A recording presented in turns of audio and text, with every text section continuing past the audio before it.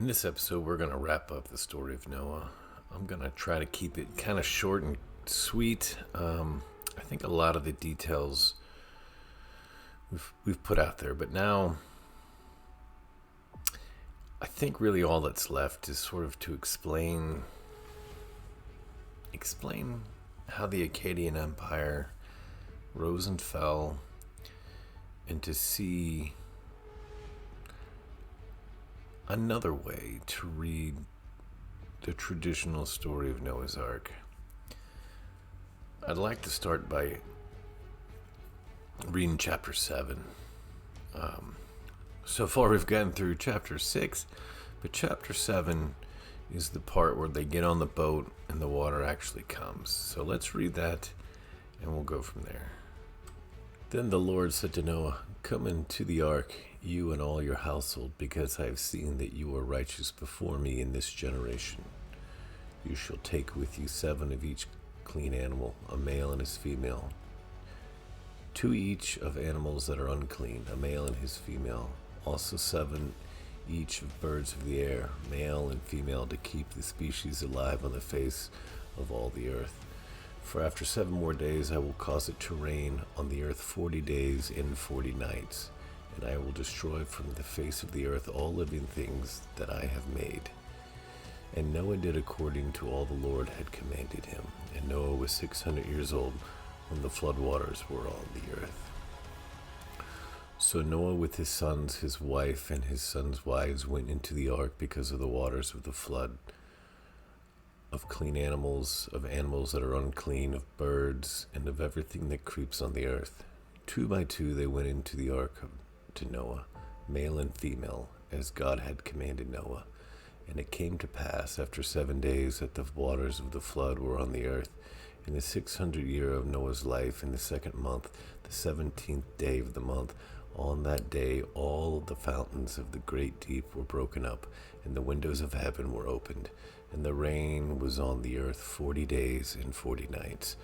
On the very same day, Noah and Noah's sons, Shem, Ham, and Japheth, and Noah's wife, and the 3 wives of his sons with them, entered the ark. They and every beast after its kind, all cattle after their kind, every creeping thing that creeps on the earth after its kind, and every bird after its kind, every bird of every sort. And they went into the ark to Noah 2 by 2, of all flesh, in which is the breath of life. So those that entered, male and female of all flesh, went in as God had commanded him, and the Lord shut him in. Now the flood was on the earth 40 days. The waters increased and lifted up the ark, and it rose high above the earth. The waters prevailed and greatly increased on the earth, and the ark moved about on the surface of the waters. And the waters prevailed exceedingly on the earth, and all the high hills under the whole heavens were covered. The waters prevailed 15 cubits upward, and the mountains were covered, and all flesh died that moved on the earth, birds and cattle and beasts and every creeping thing that creeps on the earth, and every man, all in whose nostrils was the breath of the Spirit of life, and all that was on the dry land died. So he destroyed all living things which were on the face of the ground, both man and cattle, creeping thing, and bird of the air. They were destroyed from the earth. Only Noah and those who were with him in the ark remained alive, and the waters prevailed in the earth 150 days. So that was chapter 7 of Genesis. But I'd also like to read another story. It's called The Legend of Sargon.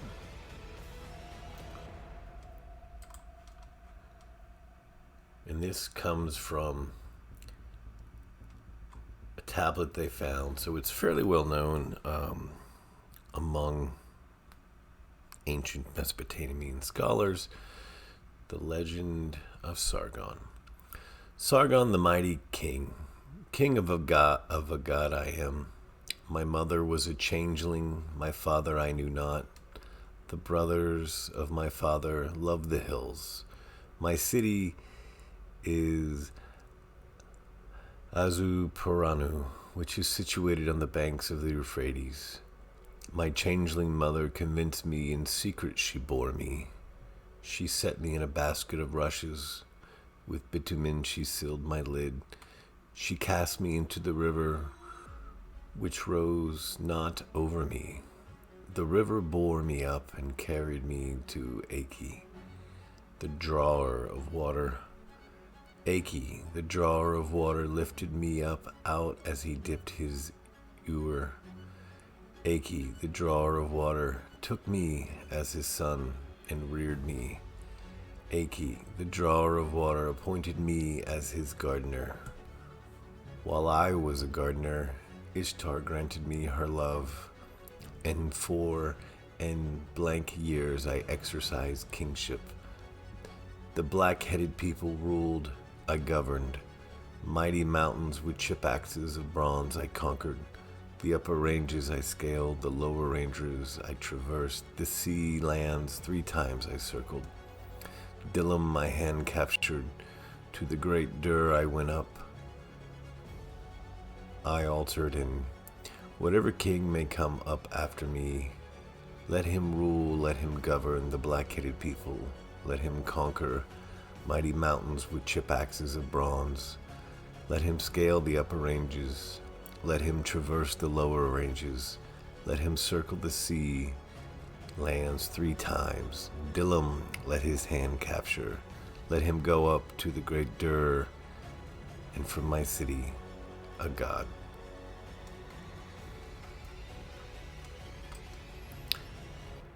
So here's another one. I think this one might give us a little bit more detail as we kind of delve deeper into what's going on.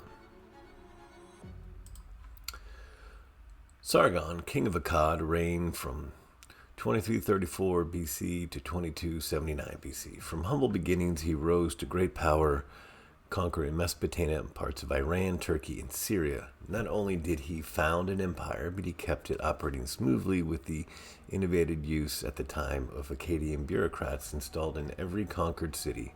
Akkadians, who spoke a Semitic language, originated in northern Mesopotamia, while Sumerians held the south. Sargon became the first person in history to create an empire, ruling over a multi-ethnic people. Sargon became a legendary figure for thousands of years.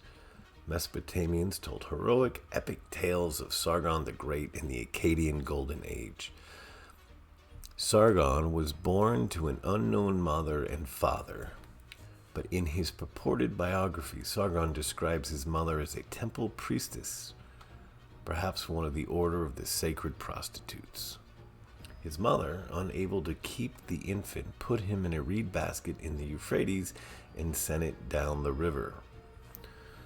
Sargon was found and raised by a gardener to the king of Kish, Ur-Zababa. Later, Sargon became cupbearer to the king. A cupbearer brought the king's wine, but also served as a trusted advisor. Lugal-Zagazi, king of Umma, came to conquer Kish. Ur-Zababa, mistrusting Sargon, sent him to Lugal-Zagazi with a message, seeming to sue for peace. In reality, the message asked Umma's king to kill Sargon. Lugal-Zagazi instead asked Sargon to join his military campaign. He did, and they conquered Kish, while Ur-Zababa fled. Soon after, Sargon fell out with Lugal-Zagazi and they fought. Lugal-Zagazi had already united the many cities of Sumer under his own control. When Sargon captured him in battle, he gained Sumeria. Sargon installed a cadre of his own trusted men in each Sumerian city to rule in his name while he continued building his empire. He set out to conquer ever more territory, extending his power into Elam in Iran, and then went on to Mari and Ashur and parts of Syria, Lebanon, Anatolia, and even perhaps Cyprus. After conquering all of Mesopotamia, Sargon built his own city, Akkad, on the bank of the Euphrates. Sargon, however, fought not for the glory of Akkad, but for his own glory and power, establishing a powerful dynasty that would rule for the next 180 years. Sargon maintained his empire by strategically placing men he trusted into each conquered city or region. He garrisoned troops and put his people into positions of power. He appointed his daughter as the high priestess of Inanna in Ur, where she influenced religious and political affairs for the next 40 years. When Sumerians rebelled, the Akkadians in power ruthlessly crushed the rebel leaders. Sargon's reign provided stability. He built roads and irrigation canals, extended trade routes, and encouraged science and the arts. Sargon created a postal system, ensuring privacy of the mail by innovating the use of clay envelopes for the tablets. His taxes were fair for rich and poor. Sargon fought many battles, but managed to die of natural causes and old age. After his death, Sargon's legend grew, and all of Mesopotamia revered him almost as a god. I want to read this next little ditty because I find it very apropos, and it's kind of a fun little read, so let's dig into this. The legend is recognized by modern scholars, including Paul Kierwajczyk, as the inspiration for the tale of Moses' origin in the biblical book of Exodus, which went unchallenged until the present era.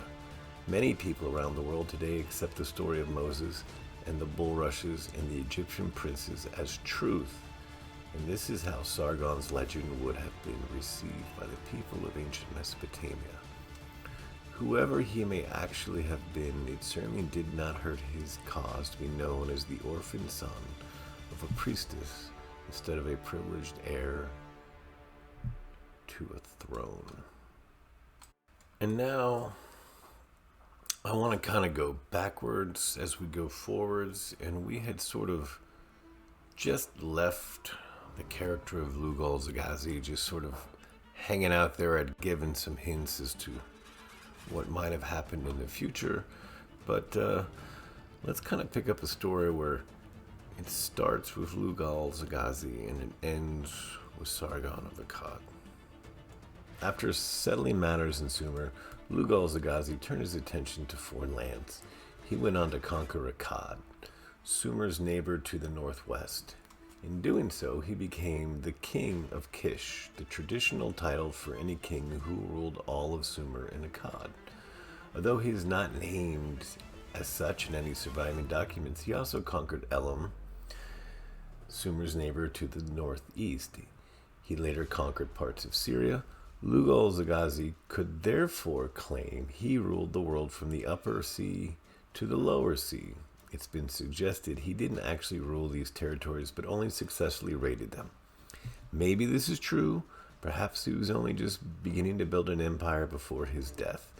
Things might have been different had he lived longer. Lugal Zagazi gives a pleasing portrait of life during his reign. In those days, Uruk and rejoicing spent its days under him. Like a bull, its head skyward to lift up under him. He goes on to list other cities, but fails to mention Lagash. Presumably, Lagash had little to celebrate during his reign. Otherwise, all the lands and the river meadows rested contentedly under him, and the nation was happily making merry under him. By this time, he was getting on in years. Assuming he came to power when he was 25, he was now 50 to 60 years old, depending on how long he reigned, which is quite elderly by the standards of the ancient world. He could rest content. Things were going well until there was an insurrection in Akkad. A man named Sargon, a mere cupbearer, had overthrown his king Ur-Zababa, in the city of Kish. Ur-Zababa had been a vassal king of Lugal Zagazi. Sargon went on to unify or conquer the Akkadians and was now leading an army towards Sumer. To meet the threat, Lugal Zagazi gathered together his own army, the army of 50 Ensis. This was either an unprecedented show of unity among the Sumerians, or it demonstrated Lugal Zagazi's total control of the Sumerian city-states. There were two pitched battles. The Sumerians were defeated both times. It's been speculated that some of the Ensis were less than enthusiastic in their defense of the realm, or they abandoned the battlefield, or they even switched sides, believing that Lugal-Zagazi was a greater threat to their independence than Sargon. If they truly believed this, they could not have been more sorely mistaken. They would soon be bitterly disillusioned.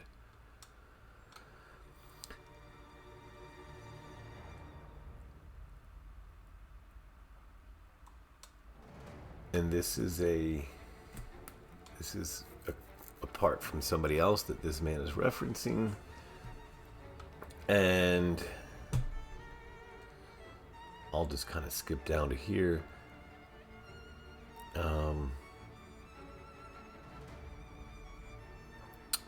Sargon, king of Akkad, steward of the goddess Ishtar, king of the world, anointed priest of the god Anum, lord of the land, governor of the earth of the god Enlil, was victorious over Uruk in the battle, conquered 50 governors with the mace of the god Yaba, as well as the city of Uruk, and destroyed Uruk's walls. Further, he captured Lugal-Zagazi, the king of Uruk, in battle and led him off to the gate of the god Enlil in a neck stock. Following his victory over Uruk, Sargon faced a new challenge. The Sumerian vassal rulers had asserted their independence after the fall of their overlord, Lugal-Zagazi, to Sargon, requiring him to undertake at least 4 additional campaigns in Sumer to secure Lugal-Zagazi's entire former domain. Sargon, king of Akkad, who was victorious over Ur in battle, conquered the city and destroyed its wall. He conquered Enamar, destroyed its walls, and conquered its districts. In Lagash, as far as the sea, he washed his weapons in the sea. He was victorious over Umma in battle, conquered the city, and destroyed his walls. The important after-battle ritual washing of weapons was designed to cleanse them of blood and purify them. When inscription describes Sargon's weapons being washed in the upper and lower seas, it is meant to indicate that Sargon had reached the end of the known world and could therefore ritually cleanse his weapons since there was nothing left to conquer. The aged Lugal-Zagazi was dragged to Nippur in a neck stock and marched through the city in Sargon's victory procession. As a final humiliation, Sargon made him watch the construction of a victory stela commemorating his defeat. When the stela was at last completed, Lugal-Zagazi was hauled from his prison cell and paraded through the city streets to the howls and derisions of the people. Perhaps now, after months of humiliation and mistreatment, he welcomed the end. He was taken to the temple of the war god as the place for his execution, which was the custom of Akkadian kings. In front of the temple stood the newly erected victory stela, surrounded by priests and dignitaries. After a boastful speech by Sargon, Lugal-Zagazi was dragged to the base of the stele and forced to the ground. Then, with proper pomp and religious ceremony, Lugal-Zagazi was put to death. It was an inglorious end to a great Sumerian king.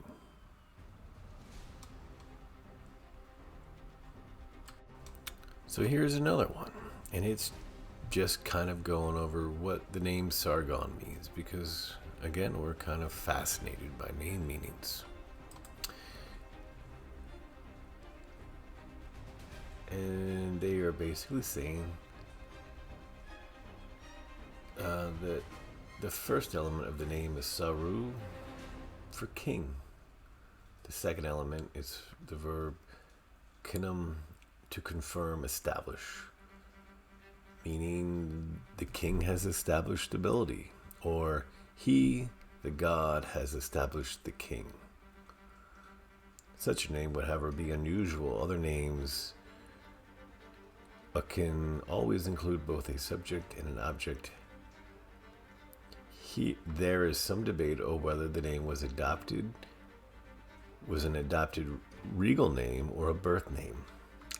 Another one is interpreted as the king is established, legitimate, expanded as a phrase.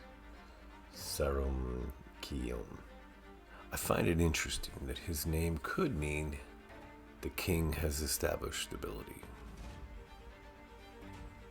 And then finally, I think for right now, to kind of get my point across about who, or at least some of the legends and the stories of Sargon are, is it's curious to find out how long did Sargon of Akkad rule, and you'll see why that could be important in just a second. Primary sources pertaining to Sargon are sparse. The main near contemporary references at the various versions of the Sumerian kings list. Here Sargon is mentioned as the son of a gardener, former cupbearer of Urzababa of Kish.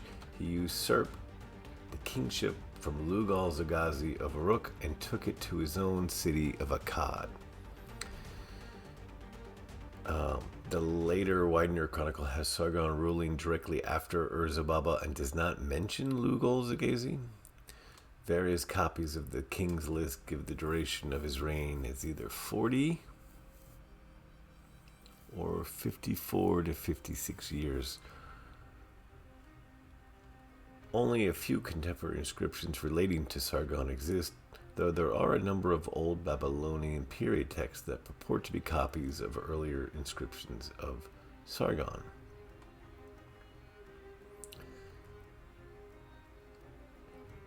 Foster argued that the reading of 55 years as the duration of Sargon's reign was in fact. And then before I kind of tie this all together, I want to throw. I keep saying this is the last one. This is the last one. And it's about the city of Akkad itself. I just want you to sort of, these are all just little pieces, right? I'm just trying to throw the information in there, and then I will try to mix them all together and make sense of them here in a second. Akkad was the capital of the Akkadian Empire,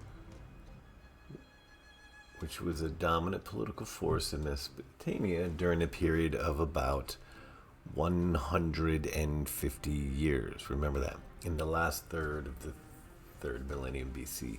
Its location is unknown.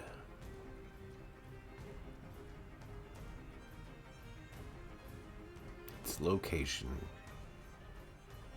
is unknown.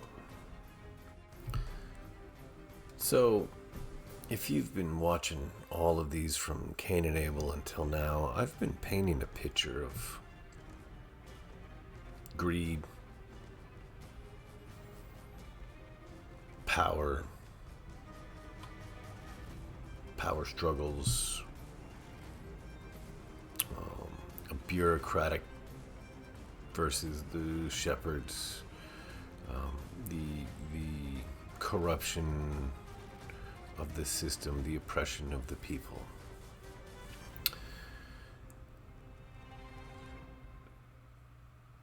So there's something strange about Akkad, or there's something strange about Sumer. It's hard to say which one is more strange.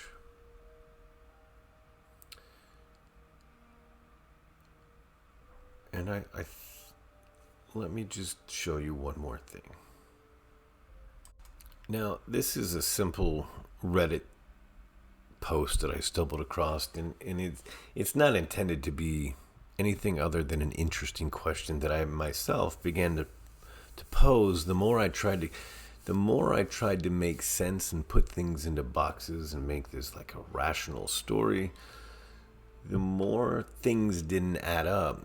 But it's interesting how history's like everything. If you're not asking the questions, people are only giving you the things you need to memorize for the quiz or the test, and it doesn't make sense until you really try to make sense of it.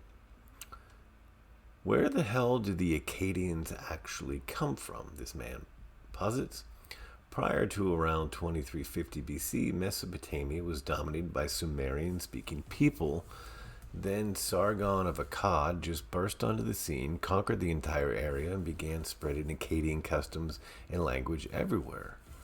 But my question is, where was the Akkadian language and culture prior to Sargon? Where did it come from? As far as I can tell, there is little or no attestations of Akkadian before Sargon. And we don't even know for sure if Akkad was built by Sargon or if it existed before him. Plus, I don't think there were any Akkadian-speaking settlements in Mesopotamia apart from Akkad before Sargon. It looks like the Akkadians just appeared out of thin air, but that's obviously impossible. So where are they from? Where were they natives of Mesopotamia, or did they just migrate there? What were they doing before Sargon's conquest? How long were they just chilling in a region dominated by Sumerians?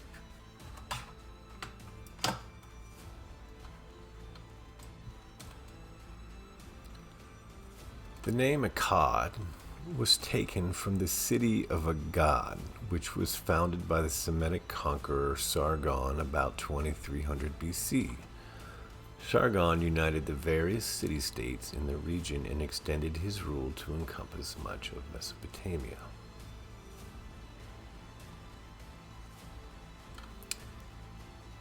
Sargon, which was founded by Sargon.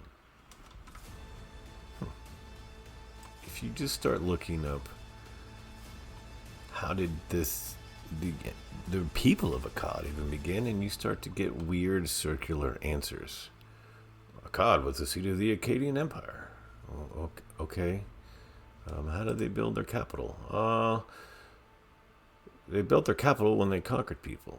What about before that? Sargon created, So now we have an empire of the Akkadians, but we're struggling to find the Akkadians before. I'm sure they're there. Historians don't freak out. I just know that when I go looking, it's kind of funny. They also don't know where Akkad was, and it seems like the leader of the Akkadians is actually an orphan boy found in the river, whose mom was a prostitute and he didn't know his dad. So how is he Akkadian? Seems like he's more of an orphan, and he was raised by the king of. No, he was raised by the cupbearer of the king of Kish. So how in the hell is he Akkadian? Something's not adding up, but that's okay. It's just history. It doesn't need to make sense, right? Right?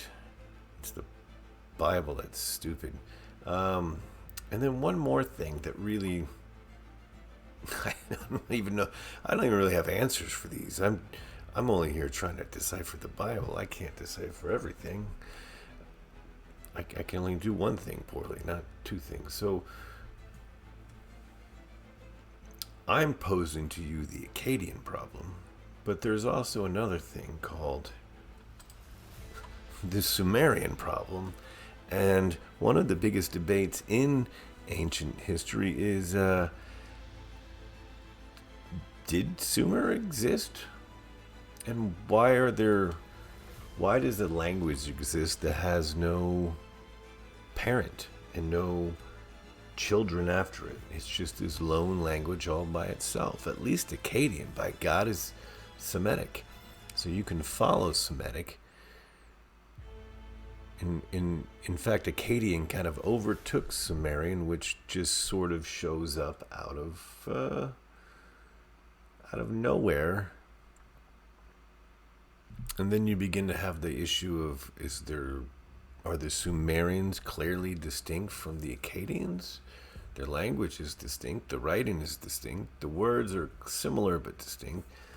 In fact, history was surprised to discover there were any Sumerians at some point. So, let's see, this is just one. There's many of these. In the case of the Sumerians, the problem started from the very beginning. Their very existence, their identity, their origin, their language, and their demise have all been questioned. Once most of the archaeological and linguistic fraternities agreed that a previously unknown group of people had in fact settled southern Mesopotamia before 4000. Theories abounded. Scholars theorized, reasons debated. Instead of arriving at a reasonable potential geographic location, questions and mysteries multiplied. The issue became several issues. The Sumerian problem became so emotional for some scholars that they attacked each other openly and personally. The media had a field day, and the scholarly war became in itself part of the problem. The truth is that a civilization that lasted more than 3,000 years would inevitably have gone through deep changes in social, political, cultural, economic terms. It would have been affected by outside factors such as the physical environment, contact with and incursions from outsiders, and pestilence. It would also have been impacted by population growth, patterns, culture changes, habits, the natural diffusion of immigrant cultures, as well as thought patterns, religious influence, internal strife, and wars among city-states. Now, I don't even know why I'm on this particular wild ride, but I don't even know that I want to talk about it too much, but just to show you that I've gone deep on this. I'm not just Googling the first 3 sites that show up. I mean, once you start realizing there was this internal debate, I said, well, I want to know about that. And I started reading some pretty interesting journals from when, as the idea in ancient archaeology really came online. You could go back and read some of the things, and they're just saying, yeah, we got this problem. How in the heck are there different languages? It doesn't make sense. We're not sure who's who. And, this is just to show you, I've read probably a dozen things just like that. I just don't want to talk about them because they're pretty boring. But then you get into things like, I just read you a story of Sargon, and he's like, I am the leader of the black-headed people. There is now a bizarre world of conspiracy theories, and nobody loves a good conspiracy theory more than me, of what in the hell black-headed people means. Well, it means Semitic. I thought Akkadian was Semitic and Sumerian was not. Oh, the Akkadians or the Sumerians are now, they're the lost Atlanteans. The black-headed people they're actually from Africa.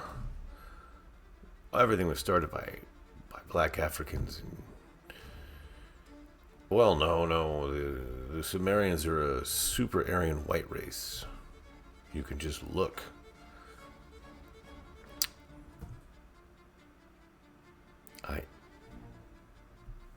I just want to show you this. Because all I'm doing is I'm just going to take the surface part of the story. And I want you to realize that if you ever want to get into any history stuff, it's there. They have very deep, detailed conversations, but if you really boil things down, Einstein said, you don't know anything unless you can explain it simply. And I can tell you this. There ain't nobody explaining the Sumerian, Mesopotamian, Akkadian things simply. No, it doesn't appear that anybody really gets it. So, here's what people agree with, and that's what I'm using. Sumer, city-states, Lugal, Zagazi, Sargon of Akkad. Akkad, that ends. That's it. That being said, I want us to take a look at Genesis again.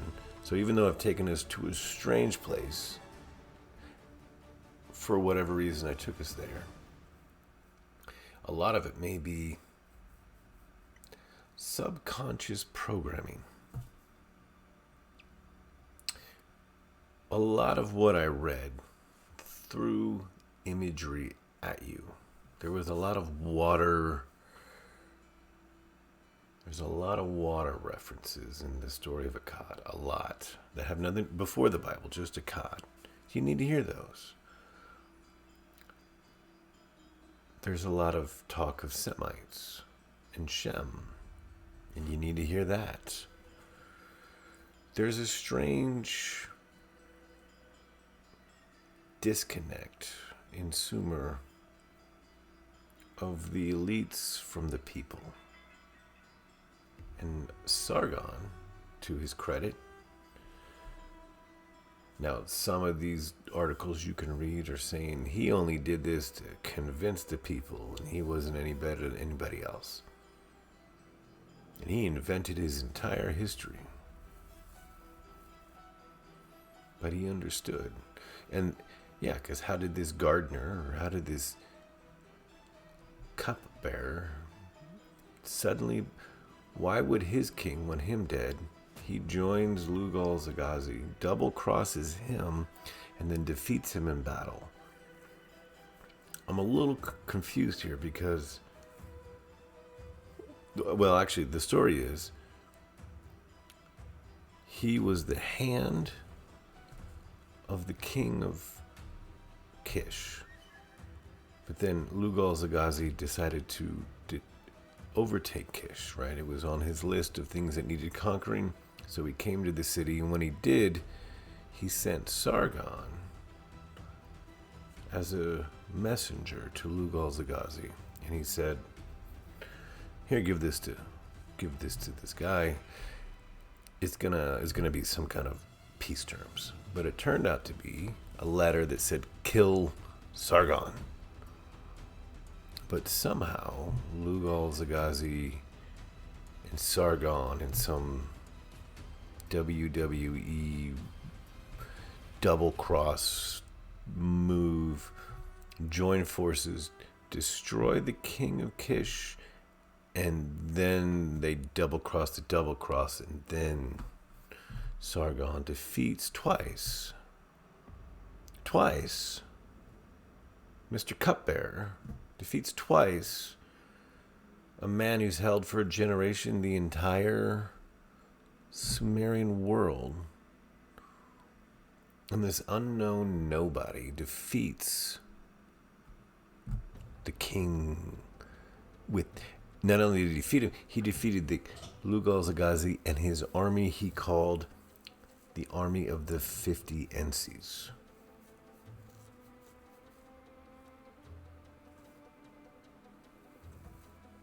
Sargon's name really just means something like, what did I say? It means the king is established legitimate. The king has established stability.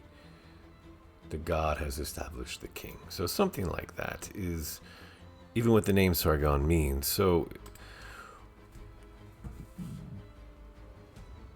how come no, you see what I'm saying? So this is if I had to take a stab at what I'm seeing, if I had to take a guess, because I just want to get this right again, Lugal-Zagazi had defeated all the city-states, which means there should have been one army, right? And how he hadn't defeated the king of Kish yet. I'm sure it's true. Okay, so we had one left. And he did defeat him with the help of a double-crosser. This orphan boy turned cupbearer. So it's a long way to go from... And his mother was a priestess. I don't know if you remember my little side jag about the descent of Inanna. But it almost feels like Lugal-Zagazi, he was the priest of a goddess, Nabissa, I believe it was. Nabissa. And she was cursed and he was cursed at the end So the son of a priestess, a sacred temple prostitute, is spirited away and secretly raised in the house of Kish. And at just the right moment,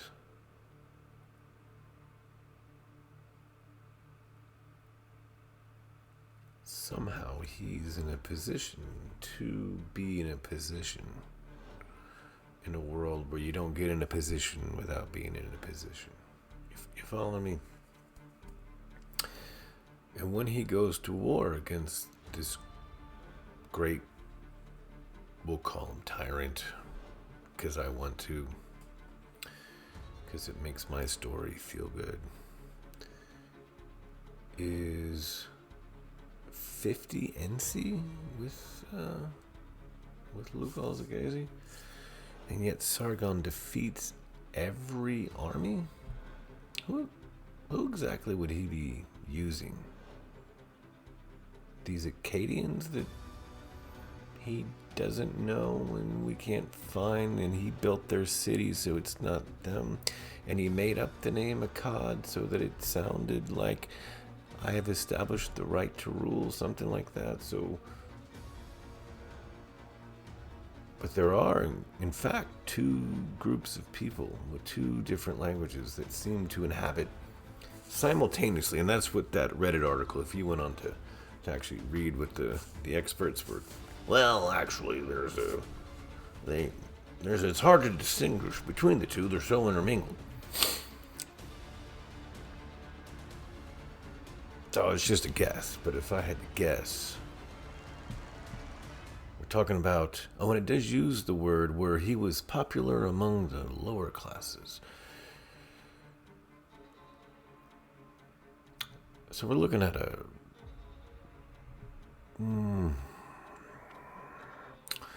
what do you call that? When the people rise up and take over power from the elites. There's one of those. Was that a revolution? It's more of a revolution than a conquering from an out. It's almost as if, I don't know, I'm no historian. Those guys have it locked in with no holes in their fucking story. But if I had to guess, if they were asking me, which nobody's asking me, nobody gives a shit what I think. It almost seems like the Akkadians might be like the common people that just don't seem to get written about very much, other than, hey, we fucked 10 commoners today because screw them, take their money. And they were getting a little pissy. But we didn't care about that because they're not priests and they're not kings. They're just stupid people in the way. Go dig a ditch. Go fuck off and dig a ditch. Oh, but do more for us, but don't look directly at us. It almost feels like the Akkadians, they might have just been the common people. But what do I know? And the Sumerians might have been such pricks that they had separated themselves so much from just the little slaves that they needed to build their cute little cities that they didn't even want to speak the same language. They might have not even been the same. Like, there's literally ethnic differences. So who knows, right? But if I had to take a stab at it, I would say the people rose up and just fuck shit up from coast to coast. I mean, I believe there probably had to have been one guy in the lead. There usually needs to be, and he might have been even of an alternate priest class. Maybe they're, because that Lugal Zagazi might have created some bad blood with all those temple burnings. Who knows?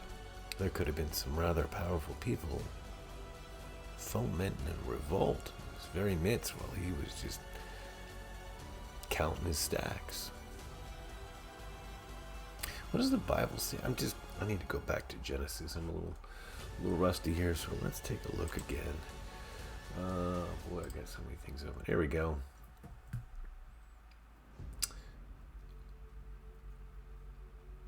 And I will destroy from the face of the earth all the living things I had made. Get on the earth, Noah. Get in here, Noah. But we know that Noah... Well, let's hold off. I will cause it. Who's I? The Lord. God. God. God.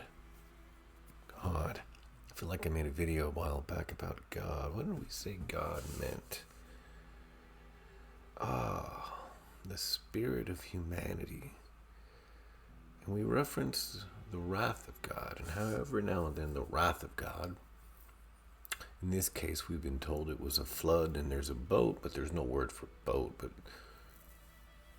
so the wrath of God, because Noah, so Noah isn't a person, because that's not how this works, but a god. The Akkadians. Where the hell was Akkadia before this? Oh, it was in there somehow? We're not sure how, but it's old. Don't worry about it. Go back to your insurance or whatever it is you do, sir. Okay, so 2 languages, 1 area. So somehow some magical Semites that were already there, that weren't there, that were already there, took over, and, well, they took over. So it looks like God created a flood of anger and righteous indignation against an army of Ensis.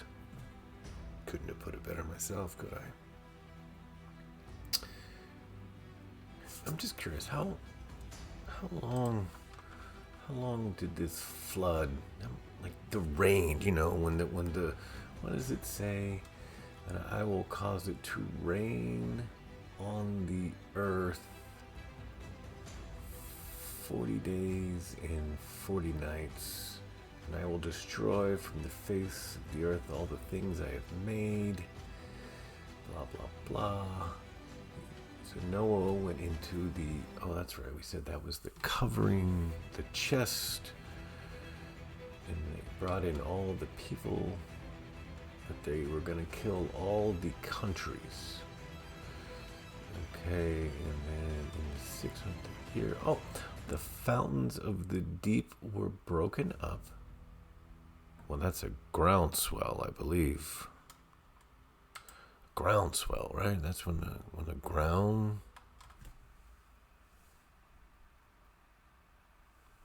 comes up. And the windows of heaven were opened.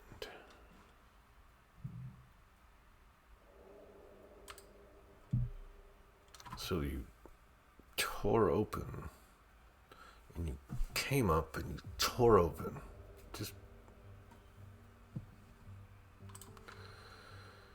And the rain was on the earth for 40 days and 40 nights. Now, just out of curiosity, we went through this whole thing about how it seems like there was some mixing up of how much time that this Sargon reign lasted for, but really there's like a general consensus, if you had to average it all out, that they like 40 years. Okay, so the rain came down and up for 40 years, and Sargon, whoever the hell this guy is with his, whoever the hell these people are, for 40 years. Yeah, but how about all of the whole thing? How long did all of it last? Oh, here we go. And then after conquering everything, Sargon built his own city after. Okay. On the bank of the Euphrates, Sargon, however, blah, blah, blah, blah. And they would rule for the next 150 years. Okay, that sounds familiar. And the waters prevailed on the earth 150 days. Didn't I? Yeah, I think I've already established the idea that it's not literal. So 150 days easily means 150 years when it needs to. It's telling you the part you need and then how you understand the story.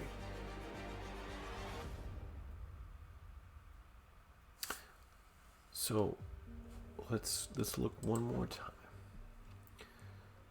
Now the flood was on the earth for 40 days. The waters increased and lifted up the ark. Now, if we said the ark was the empire, what do we call the flood? It's the waters, but it's also like, because the water is knowledge, so it's a flood of water, but sometimes it can be a flood of the spirit and the knowledge, because we've shown, and I'll keep showing that there was a rise in culture and learning and science and things grew, but for 40 days the waters increased, and for 40 years Sargon conquered,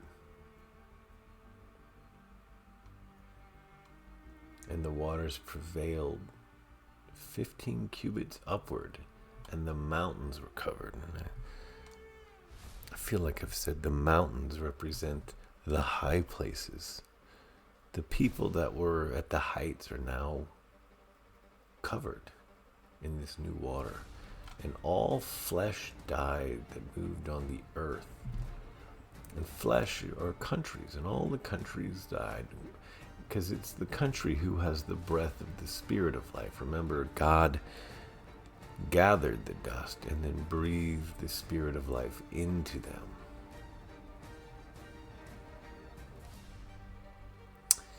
So that everything that was not inside this ark died. What did it say? That Sargon washed his swords when he got to the sea because he had run out of things to conquer.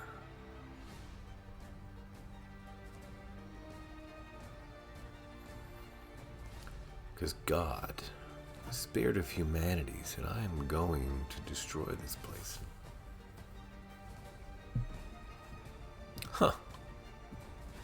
Can you call an up? Now, I might be the only one saying this. This is not official history, but I've shown you that official history has got more holes in it than a boat without bitumen. We don't have the right pitch on our boat. And it is interesting that they were trying to say that Sargon is actually Moses, but it's like, go back an arc. I think you got it. You're one arc short. Moses is... I'll just tell you right now, you're not going to believe me who Moses is. But I digress. So I want to just peek at chapter 8. In fact, I don't know that we need to talk about this too much more. The story, there's other stories in the Bible I need to get to, and I can, as you can see, you can take each verse, and each verse is awesome. And you can go look at history. It takes a minute. In fact, some people might pick one thing and spend the rest of their life unpacking it. I have decided to take all of the things and unpack all of them. And it's very difficult. So let's just look, and I'll just decipher quickly or interpret, and then we'll call it good, and I'd love to move on to the next thing. So in 8, then God remembered Noah and the animals and the fountains of the deep. And God made a wind to pass over the earth, and the waters subsided. The fountains of the deep and the windows of heaven were also stopped. and the rain from heaven was restrained, and the waters receded continually from the earth. At the end of the 150 days, the waters decreased. Then the ark rested in the 7th month, in the 7th day, on the mountains of Ararat.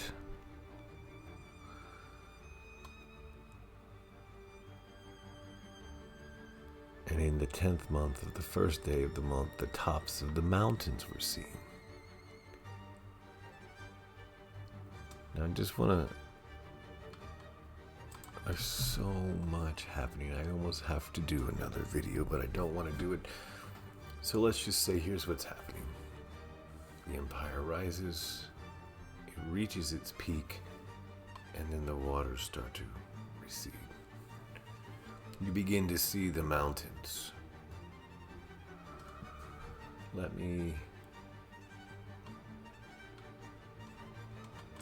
It is generally acknowledged by historians that one of the main reasons for the fall of the empire was environmental degradation. The founding of the empire took place during a period of relatively mild climate that was vital for agricultural growth and expansion of settlements. However, by the 22nd century BC, the climate had become much drier and the land was plagued by droughts, floods, and other natural disasters. This natural shift to a drier climate affected the empire significantly as crop yields declined, water sources dried up, and disease spread. Ultimately, the Akkadian Empire found it increasingly difficult to sustain itself in these conditions. Apart from the natural conditions, the empire began to experience increasing internal political instability. While Sargon the Great established an adamant centralized government, his successors found it difficult to maintain his level of control and loyalty. The empire became fragmented in various regions, and city-states vied for power and influence. This weakened the centrality of the government and created a situation where the empire could not respond to these external threats, such as invasion and rebellion. The empire became internally weakened. Internal threats of invasion became increasingly difficult to repel. Specifically, the invasions of the Gutians, a nomadic people to the east of Mesopotamia. And in the 22nd century, they launched a full-scale invasion that toppled the empire. Furthermore, regional powers such as the Elamites, the Amorites, the Babylonians had risen in influence, and these nations have previously been subjected by the Akkadians, but eventually gained independence. So,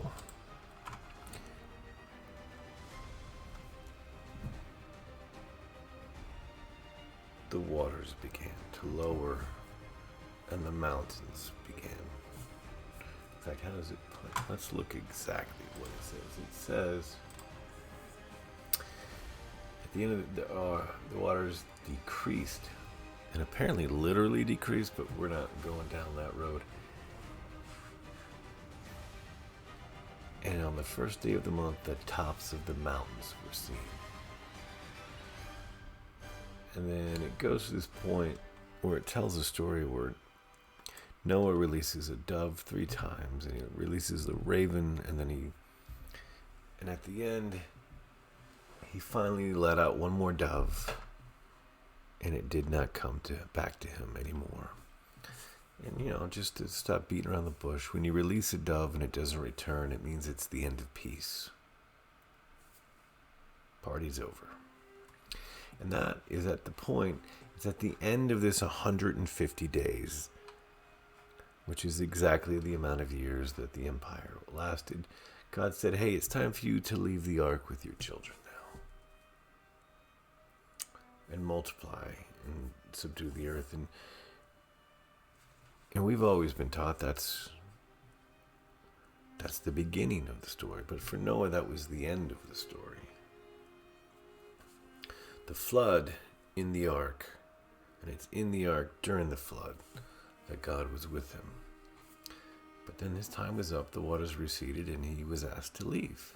He's asked to leave the ark. He's asked to leave the covering, the gipperu, the chest of the ransom, of the protection of God. It's time to go. And just sort of to to end this, I think, because, you got other places to go.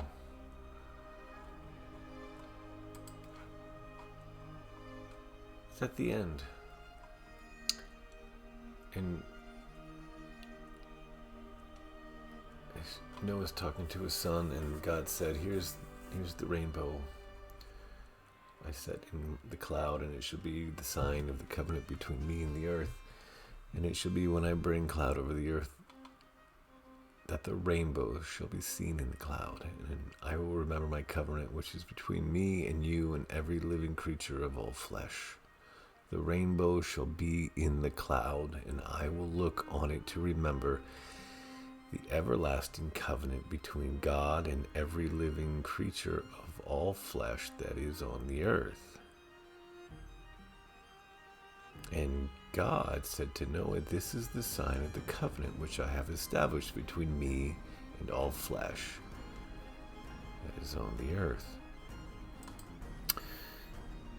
I want us to look at that from a slightly different perspective. Number one, the rainbow is going to come up again, as is Noah and his 3 sons, in another more esoteric way, right? There's a whole place that goes, but we'll get into that another day. But God said, let's look at that one more time and really think about what we've been trying to learn. God said, this is the sign of the covenant which I have established between me and all flesh. And the covenant appears to be, take care of the people or I'll kill you. So that appears to be the point of the rainbow. Hey, run a good system where will act as the spirit of humanity will use the people themselves to make sure that this thing stops, and a new one will come in that does a better job. The covenant is, or you're fired. And I feel like we should have that covenant a little more public these days, don't you? And then finally, this is a fun story. In fact, I think in many ways, if you see this and you add everything I've said, this is almost like the cherry that says, oh, it's start to finish. I think he's got a point. But you won't, and it doesn't matter, and nobody will ever watch this. I'm just having a great time. So, now the sons of Noah who went out of the ark were Shem, Ham, and Japheth. And we've talked about what that means. And Ham was the father of Canaan. And if we remember what Ham means, Shem is like the rising, beautiful beginning. Japheth is the enlargement, and Ham is the twisted, black, sad end of an empire. And I just want to say this, because I'm running out of time and I can't do all of it. I'll do this much, and I'll just show you this. So here's the king's list for Akkad. You see, we got Sargon here, his son Rimush, his son, and then his son Naram-Sin. And Naram-Sin's kind of famous, and you can see this is where the waters peaked, right? Even though the rain had ended, it still didn't begin to go down until a certain amount of time. And you could call Naram-Sin, he's the end of the party. And you can see that is truly looks like the end of the party, right? You have this rise, and then invariably this kid never gets it. And there's another great Akkadian poem. Actually, I think it might even be a little newer, or however you want to call it, later, Assyrian, and it was the curse of a god. And it was talking about how the gods helped Akkad go to power, but then ultimately they had to pull their blessing and just destroy it because it had become evil. But here you can see Naram-Sin, the great grandson of Sargon, started calling himself God. And from the point he decided to call himself God, whereas the founder, even if it was a lie, called himself an orphan, and he never called himself God. He said he was brought by God. Give it 3 or 4 generations, and now they're God in themselves, right? We're, at least from what I was saying, there's a biblical perspective. God is the people. So as long as God is the people, it will be a beautiful Shem, and it will Japheth. But once you become the God, that's when you start hamming it up, if you follow what I'm saying. And then you can see it's just a short slide. You got one more king, and then it just, they're barely kings. They're barely kings. So, in fact, this guy, his kid, Guti invasion, drought. Possibly the last Akkadian king to actually control more than just the city.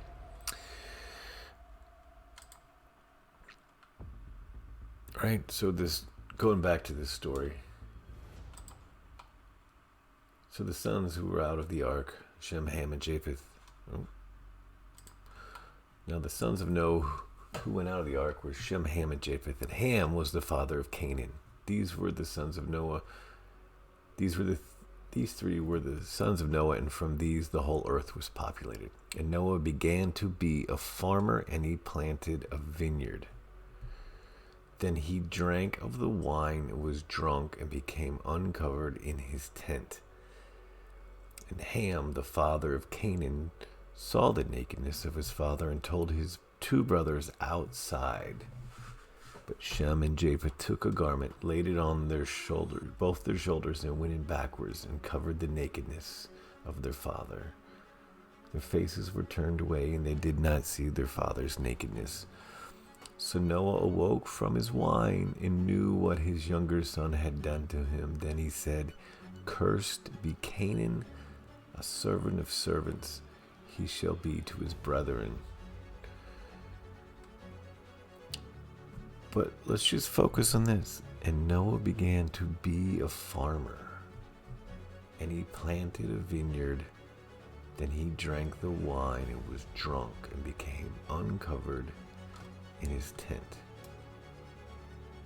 The first Mesopotamian ruler to claim divinity. Then the empire became a farmer. Well, what's a farmer? It's when you're settled and now you're just cultivating them. You're just tearing up the earth. You're no longer expanding. You're no longer this great thing on the move. You are now just trying to maintain your empire. You're just a farmer. You have a vineyard and you're growing your wine. And what's the worst thing you can do is to believe your own shit. Drink your own wine. Claim to be your own God.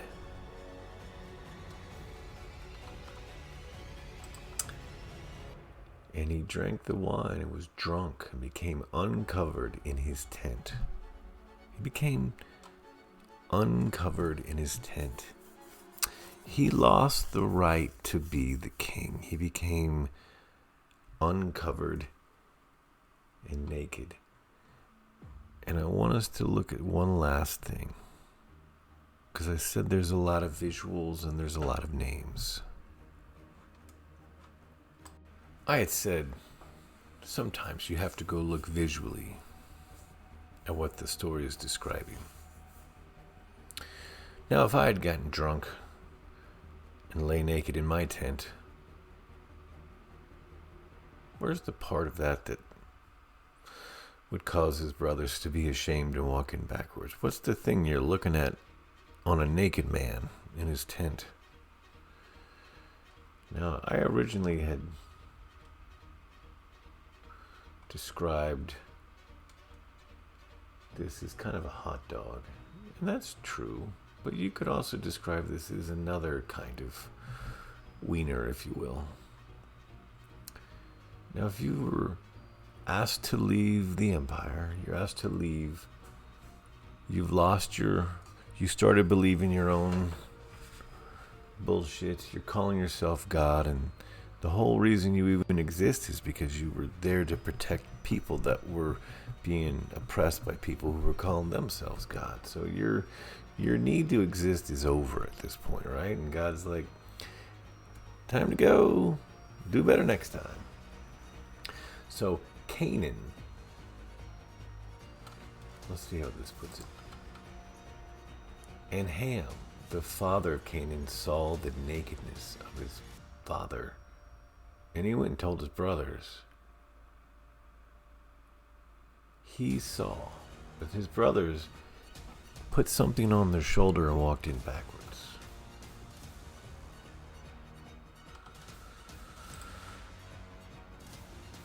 Now, if we just took the location, right? We haven't really gotten into who becomes who becomes Shem, who becomes Japheth, who becomes Canaan.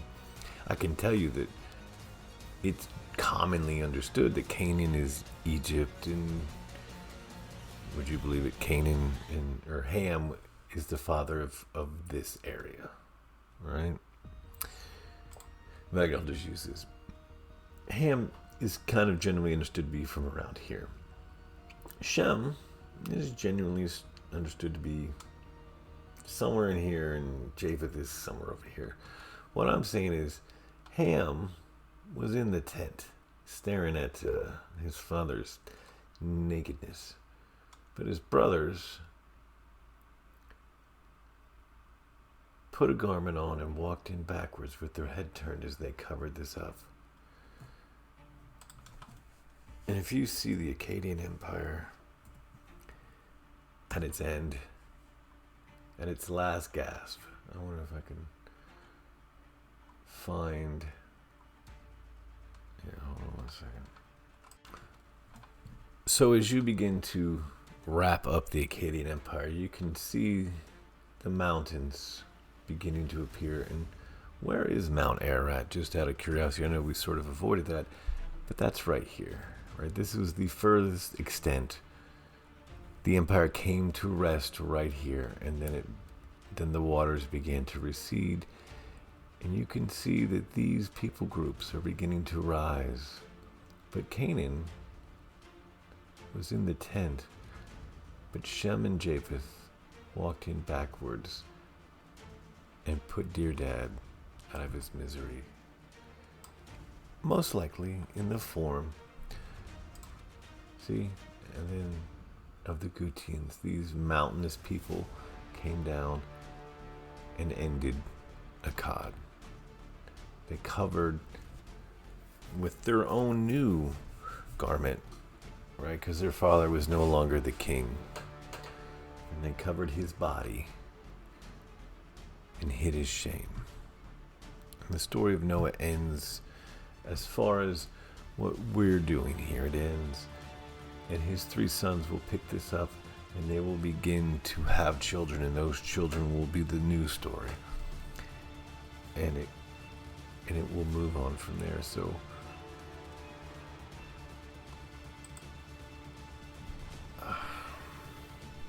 hopefully this is at least enough to get you to start asking questions, and to be, my goal here is to make you uncomfortable. I want this to be strangely doable, right? Where you're like, oh shit, he's got some unnecessarily good points.